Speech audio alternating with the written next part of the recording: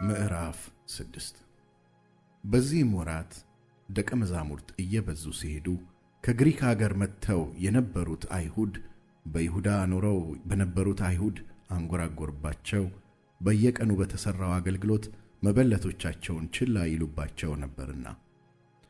12ቱም ደቀ መዛሙርት ሁሉን ጠርተው እንዲህ አሏቸው፣ የእግዚአብሔርን ቃል ትተን ማዕድን እናገለግል ዘንድ የሚገባ ነገር አይደለም።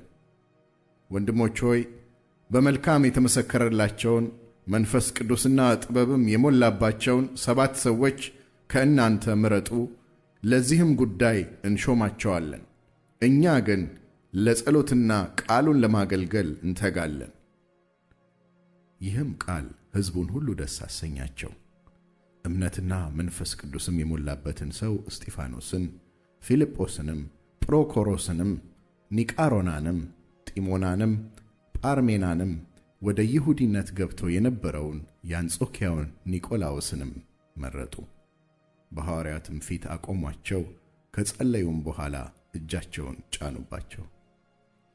የእግዚአብሔርም ቃል እየሰፋ ሄደ። በኢየሩሳሌምም የደቀ መዛሙርት ቁጥር እጅግ እየበዛ ሄደ። ከካህናትም ብዙ ሰዎች ለሃይማኖት የታዘዙ ሆኑ። እስጢፋኖስም ጸጋንና ኃይልን ተሞልቶ በሕዝቡ መካከል ድንቅንና ታላቅ ምልክትን ያደርግ ነበር።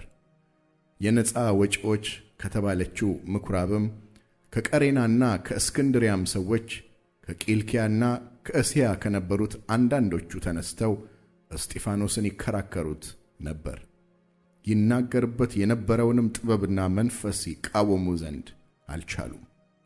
በዛን ጊዜ በሙሴ ላይ በእግዚአብሔርም ላይ የስድብን ነገር ሲናገር ሰምተነዋል የሚሉ ሰዎችን አስነሱ። ሕዝቡንና ሽማግሌዎችንም ጻፎችንም አናደዱ። ቀርበውም ያዙት፣ ወደ ሸንጎም አመጡትና ይህ ሰው በሕግም ላይ የስድብን ነገር ለመናገር አይተውም።